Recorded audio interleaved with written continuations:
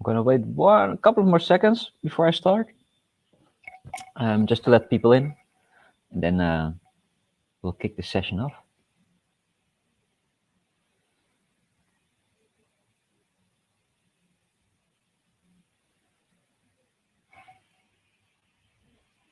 Okay, I'm going to start.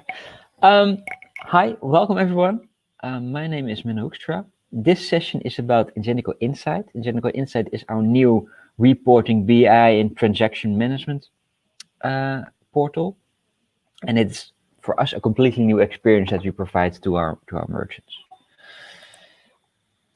So, what is this session about? First, we're going to talk about what is Ingenico Insight? What's the background of it? What do we try to achieve? Then, how did we build this? And then, what do we plan the future of Insight to be? So, what is a bit of our roadmap, and what do we envision of how we are going to develop that? So, my name is Menno Hoekstra. I'm a senior product manager at Ingenico or Worldline. I focus strongly on reporting and data analytics. Been doing that for 8 years now at Ingenico Worldline. And I've been in total of 12 years within product management. And product management is really something I love. I really love talking to our clients, talking to the end user, what are their needs, what are their frustrations now, and trying to discover, okay, how can we help it? How can we solve that issue, that frustration that you have, or how can we make you more efficient, or how can we improve your overall conversion rate? Because that's really, the essence, either improving conversion rate or making you more efficient in your work. So let's start with some background information. Insight is, as I mentioned, a reporting BI and transaction management tool. And when you look at globally of how people get their data and work with data, it can still be very frustrating. And maybe you recognize yourself in some of these things when you try to access data, when you try to work with data. So tools can be very slow. The tools that don't give you really the data that you need, because you want maybe an exact type of data. It can be very difficult sometimes to reconcile transactions with each other. You need to combine data from multiple sources, but then that's also very difficult. Let's say you're working with Excel and you have 2 different Excel files. Now, of course, you can combine them, but that's often annoying and quite some work to do. Or even worse, the data that you have in one tool and the data that you have in another tool isn't matching, which can be very frustrating if one tool says your authorization rate is 78% and another tool says you calculated your authorization rate is 76%. Yeah, that can be very frustrating. So we set out on a mission, and our mission is really we need to create a web application which helps online merchants optimizing their payment performance by delivering relevant insights by means of a seamless UX. Now, that's very abstract, right? That doesn't really tell a lot yet. So let's break this sentence down. A web application, it means we're going to build not only a UI, something where you log in, but also make it available through an API, so you can build it into your own systems as well. You're not mandatory to go into this specific area with your login details. No, you can integrate it into your back office as well. Then optimizing their payment performance. This is really the value that everything that we do in it is optimizing either your payment performance or optimizing how you work and getting to your payment performance or improving your payment performance. But delivering relevant insight is our focus, so everything needs to be relevant. If you look at how are you working with these tools, it can be very, very different people are working with data. And we'll touch upon it a little bit later as well, but it's not just a specific need. There can be many different needs. And then, of course, a seamless UX. Well, we're in 2020, right? A seamless user experience, that's the focus. We have user experience persons. We do a lot of, in the discovery phase, how can we make our users happy, and how can we make sure that experience that they have around reporting or BI is very easy. So one central thing here is merchants. So when as a product manager, I talk a lot with merchants, but if you actually break it down, there's no such thing as a merchant, because at a merchant, there's a lot of different people interacting with us.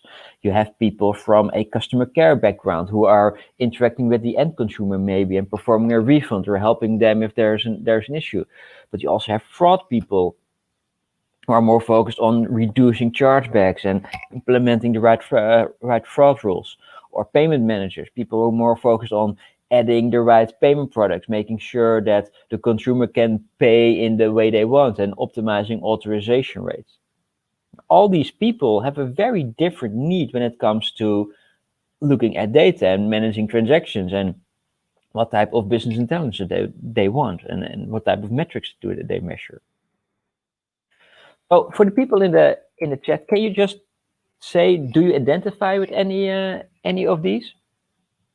Do you say, well, I identify with, I'm a finance persona or I'm a payment manager persona?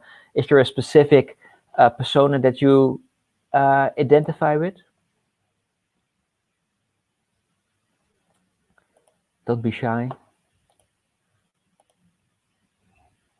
There's actually also a poll available.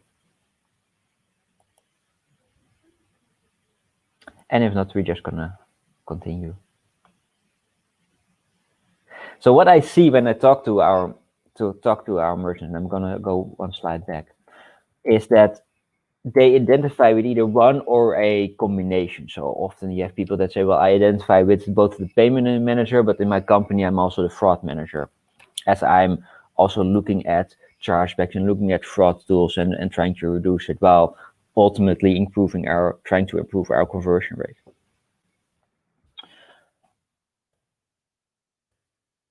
So what did we do then? So we've identified these personas, these 5 personas, and then we didn't just stay with, okay, these are the 5 personas that we work with. No, we're really identified, okay, who are these people? So we had a lot of sessions, internal sessions with all different kinds of people, from sales, from merchant services, who are on a daily basis interacting with these people, but also merchants themselves. So we've set out, okay, these personas, what do they do? What do they serve? How does their typical day look like? What frustrates them? Now, how can we, help them? How can we take away some of these frustrations that they potentially have when it comes around our BI? What are their needs?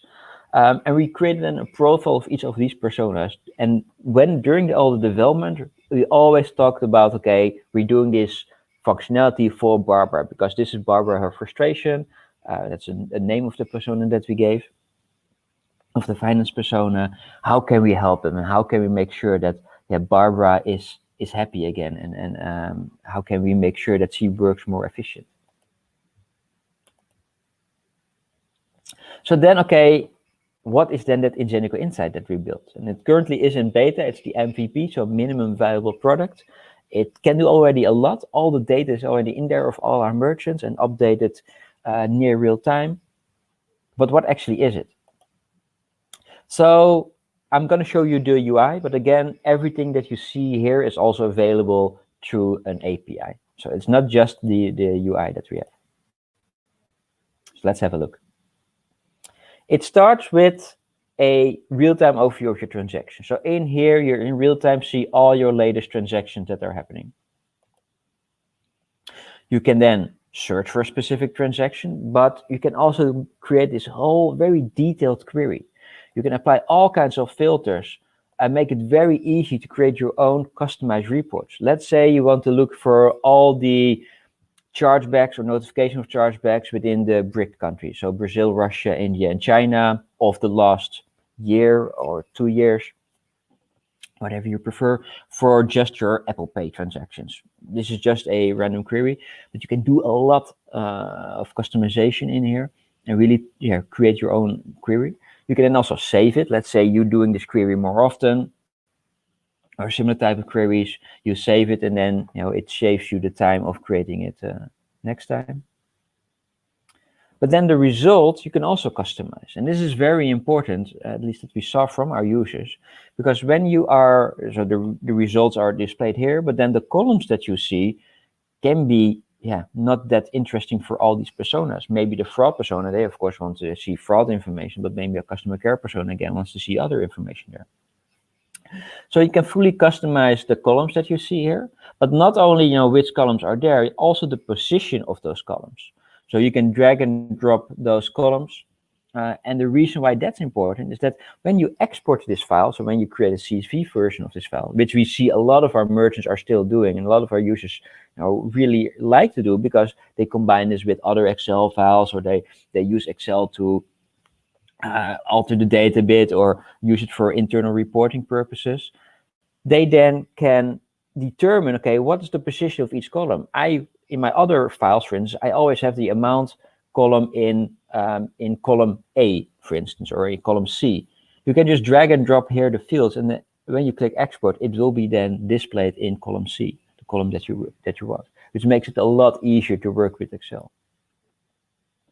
Of course, when I click on a transaction, I can see all the transaction details here, the fraud information, the full history of the transaction, reference information. But then we also added a handy download button, which creates a digital receipt of the transaction, which you can then share with the customer if they have any questions about the transaction and you want to display the transaction to them, or you want to have this for audit purposes, to have a physical copy of this transaction, what happened to the transaction. Just a small functionality, but it does provide value for some of these personas. Now, another thing is, of course, performance, and these are more the dashboards. So how are you performing? What's your authorization rate? What's your chargeback rate, disputes? We do this on a number of metrics. In total, at the moment, we have in the beta, we have 7 of these dashboards. And we continuously improving them and adding more. And this one is showing you the payment funnel, so all the steps that the payment goes through. We have, as I mentioned, also around authorization rate, disputes, chargeback, and refunds. But then for authorization rate, we created 2 additional dashboards, where we have one on the bin, what's it called, bin overview. And this is just shows you how much detail we can provide. So in this dashboard, we show you your authorization rate, how it evolved over time. You can see here your authorization rate per issuing country. So this is the country where the card was issued. But then if you click on a country, let's say Belgium, you can see all the issuing banks in Belgium, and you can see how many transactions were processed through that issuing bank and what's the authorization rate for that issuing bank. And you can even drill down further when you click on the plus button to see all the bins that were processed for that issuing bank, for that issuing country. So a lot of details that we provide here on your performance of, well, the bin that was used in a specific country, how many transactions were processed there, and what's the authorization rate for that specific bin. Now, in Insight, then we show this, but of course, then you need to do quite some investigation to find out, okay, what is my authorization rate then, or where is it low? So what we also did was we created alerts that automatically detect these bins or issuing banks where your authorization rate is low compared to others, and where you still have a significant number of transactions from. So this automatically then detects and alerts you, saying, well, in let's say Italy, for this specific bank, your authorization rate is 50%, while normally it's on 80%. So giving you immediately proactive advice on where should you focus on. Now, another section is financials, and this is particular for that finance persona, right? In this, we show you in a very easy way how much money was deposited on your bank account, how much money was collected, how much money was reversed, so going away. This is, of course, for our full service for our full service processing. And in here, you can immediately see, okay, how many transactions were part of that, but also what was the applied FX rate. In this example, for instance, you had Brazilian real, you had 357 Brazilian real. This is the applied FX rate, and this is then converted into euros and deposited on your bank account. Now, if you click on one of these transactions, you then also go to these transactions, and you can see the transactions of that Brazilian real transactions, or these 631 euro transactions. And then there's also split between the positive, so the collected amounts, and the reversed amounts. Reversed being chargebacks, refunds, and reversals. So that was really quick, just an overview of what is Ingenico Insight. But as I mentioned, we wanted to be much bigger. We want Insight to be more of a proactive tool. And way we do that is that we, and I really like this image, we focus on value. So when we develop something, when we develop Insight, we from the start say, okay, we're gonna do this, we're gonna build the value and expand the value. So we're not gonna deliver the product at once, and then maybe have some small release afterwards. No, we're gonna build small, start with an MVP, minimum viable product, and then expand based on the feedback that we receive from our merchants. So based on your feedback, all the participants in the beta, we build and we focus, and it also helps us then focus, okay, what are we going to build next? So if you ask me, okay, where are we now approximately? We're around here.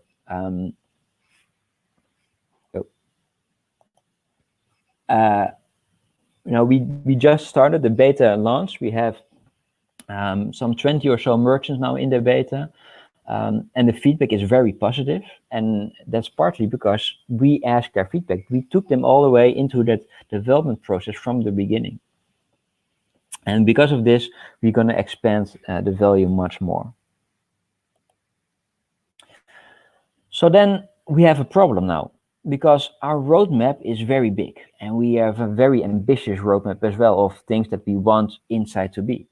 We want to look at alerting and notifications, which is a machine learning alerting system which automatically detects outliers for you and shows you where should you focus on. But also have benchmarking, not just showing your data, but allowing you to compare your data against your industry. There's no disputes, there is a live chat functionality, there's cost information, payouts, scheduled reports. So those queries, those very custom queries that you can create, but then also being able to schedule them and saying, well, I don't want to even go to Insight. I just want to have this data every Monday in my email. Refunds and all kinds of other functionalities, right? But then if you look at our personas, and if you compare what our personas want versus our roadmap, they will say different things. Because the fraud manager maybe wants to have dispute management and advice there, having ability to perform a dispute and have a nice dispute experience when it comes to your chargebacks, but also having some advice on which chargeback should I dispute, which chargeback should I even bother to dispute, because I will probably fail. Insight will give you advice on that. But then a payment manager says, well, I want to be able to benchmark. I want to know not just what my authorization rate is. I want to know what my authorization rate is compared to my industry. Let's say I'm a gaming merchant. I want to know in the gaming market, for the industry, what's the average authorization rate in Brazil, and what's my authorization compared to that, and where should I improve? Or which payment products should I offer? Now, I look at the payment products that I now support, and I look at how consumers are paying, which payment products am I missing? But then customer care simply says, well, I need to do a refund. I need to be able to perform a refund in order to support my clients. So what we did was, in our strategy, we said, okay, we can't do everything at the same time. We can't say, okay, we're gonna do benchmarking first and then dispute management, etc. We do provide value then, but it's much better if we say, okay, we're gonna focus on two specific personas. In this case, the payment manager and the finance manager, and we're gonna build just the functionalities first that they want. This will allow us to much more focus on the value that we bring, and with that provides a lot more value just to these people. We also see that there's quite some overlap of this of the functionalities that they want. Often when we, as I explained, when we talked about these personas and the overlap in that, we often see that the payment manager always sometimes is in the finance department, for instance, and also looks at costs and interchange information, for instance, and scheme fees. So we said, okay, let's focus on these two people first, these two personas first, and then let's build their value and the value that Insight brings by focusing now on alerts and notifications, on benchmarking, on the financial report, and making sure that the matching of remittances is much easier process. Now, one thing that I want to highlight, which is our next feature, is alert and notification. And that's one philosophy that we have around Insight. And what you see in a lot of other tools is that they're very static. And with static or passive, it means that they do what they do, but they don't tell you what to do. So it's a tool and you can create a report there, or you can look at the dashboard there, but it doesn't tell you where to look. And with Insight, we want Insight to tell you where to focus on. Just as an example, if a specific transaction is stuck on a status or requires your action, let's say you have the status pending your fraud approval, you should immediately be alerted saying, well, there's a transaction that's pending this fraud approval. Or maybe your authorization rate dropped in Turkey with 6%, which is abnormal, the behavior of your authorization rate in Turkey. You want to be alerted on that. Now, a dashboard, of course, can do that, but with a dashboard, you need to actively search for that. You need to actively look at the dashboard, apply all kinds of filters. But we built a logic that automatically detects based on the outlier detection, so where your outliers are, and the standard deviation. If it is outside of the standard deviation, it will immediately trigger an alert for you saying, okay, in Turkey, your authorization rate is now 68%. Normally, it should be around 73%, or between 73 and 78 and 69%, for instance. And now it's 68%. So you should be alerted on that. And then also looking at the rejection reasons, identifying, okay, what was the cause of this? Is it because a specific rejection reason suddenly is suddenly has a lot more rejections, or is it because a specific issuing bank suddenly dropped the authorization rate while the other issuing banks are showing normal behavior? Insight should feel alive, and every time when you log into Insight, it should tell you and give you advice on where to look at, whether that's on your overall business or whether that's on a specific transaction. Now, looking at the chat and the participants, are there any questions around Insight?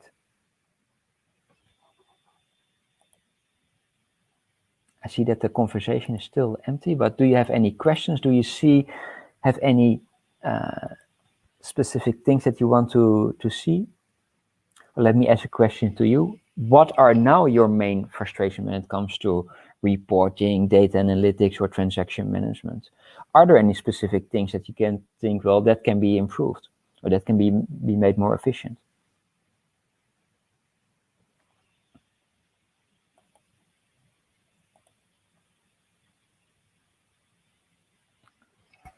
I see it's still very...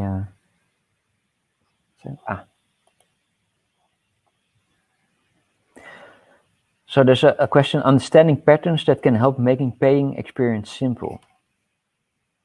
Yeah, so what we do is we have what's called the payment funnel. And in the payment funnel, we identify each step that the payment goes through. So a payment, of course, is not just you enter the page, you click pay button, and that's it, right? It's you enter the page, then the consumer fills in their details. You have then maybe authentication, like 3D Secure. You have a fraud step. You have the authorization step. You have the settlement step. But then after that, you also have refunds and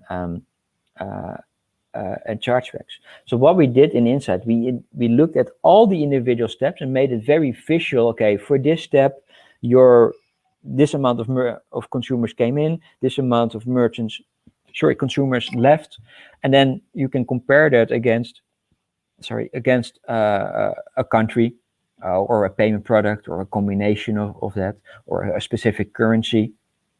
So you can look, okay, my payment funnel of MasterCard in Brazil versus my payment funnel of Visa in Brazil, or my payment funnel in the US versus my payment funnel in France. How does that different? And if you see then differences, why is that? Where are the differences? And that helps you then focus on analyzing, okay, what can you do? Where should you improve? And what's also the opportunity of improving there? based on the number of transactions and the times the average transaction value. Now, for the merchants that are in the chat, if you find this interesting and you say, well, I would like to test this and be part of the beta as well, you can. We've set up in the beta now where we can allow any merchants to join. So if you are a existing merchant of us processing, send an email to your account manager or drop a line here in the chat or in one of the networking sessions, and we can immediately set up your account. The data in Insight is already updating daily for the dashboards and near real time for the transactions. So you can see all your transactions coming in. The data is there for the last 25 months already, so that's 2 years plus 1 month. And everything is ready for you to start testing. The only thing that we require for you is give us feedback. We really, as a product manager, I really want to hear your feedback. What do you think of it? What do you miss? What do you like? What don't you like? What can you improve? And especially, okay, what should be our next focus? Looking at our things on the roadmap. So if you want to participate, if you're an existing merchant, let us know. In the chat via your account manager, we can all set it up, or in one of the network sessions that we have in the RISE application as well. And with that, are there any last questions? I see a question. From a macro perspective, can we see total flow and per country and have a visibility on its variation to a previous period of time? Let me check. So shall go back to the screenshot of the dashboards. So in Insight, you can see your total flow per country. That's there. And you can see it over time. So you have a line chart of, in this case, it's authorization, but you also have this for normal payments as well. So in here, you see how many transactions were authorized. You can drill down. This is now showing it on a monthly basis, but you can drill down and show it on a daily basis as well. So for each day, you can see how many transactions are coming in. You can apply any of the filters here. So if you want to see this just for a specific country or for a specific country and a payment product or a specific account, you can apply that as well. Or if you want just immediately see your performance for yesterday, for instance, you click on this button and it will immediately show you how did you perform yesterday when it comes to your authorization rate or when it comes to your rejections. Month on month, you can do via the line chart. So if you want to compare how is, you can do it in two ways. You can either compare it in the line chart, or you can see, okay, how is this, how did May, for instance, compare to July in this example? But what you can also do is just set a date. So if you set here the calendar feature to the whole month of May, you can see May, and then if you change that to the whole month of June, you can see that. But what we can do, and that's maybe a good idea, is then see how much did it improve compared to this month. So percentage-wise, if you had 100,000 transactions in May and 200,000 transactions in June, what is the increase percentage-wise? Would that help you, Federico? Looking at your question. So being more in Insight now, you can, but it doesn't show you the difference. So yeah, it's something indeed that's a good point. We can build that you can have 2 months or at least 2 periods next to each other, and it shows you the differences between them. I can also imagine maybe you want to see Black Friday this year versus Black Friday last year. So you just set those periods. Of course, there are different dates, fiscal dates, but you can then set, okay, what was it, something November versus something November in 2020, and then see, okay, how many transactions is the difference between those periods? What's the difference in authorization rate? And then maybe you have an alert already or a more proactive saying, okay, these were in these countries, you have a bigger outlier. So in Sweden, you increased with 50% over those periods, while in Belgium, the increase was minus 3%. That's something indeed, good point. That's something that we can look into. So we have 8 seconds left. Again, if you want to have access to insights, send a message to me or your account manager, and we'll set it up for you. It's already it takes maybe a day, and then you're already there. And for your end, you don't have to do anything. You can you only need to log in and provide me with your feedback, of course. Okay, thank you. I'm now gonna push a button that will bring you back to the main lobby. If you have any questions, I'm here the whole day, so you can always ask me questions via the chat. Thank you.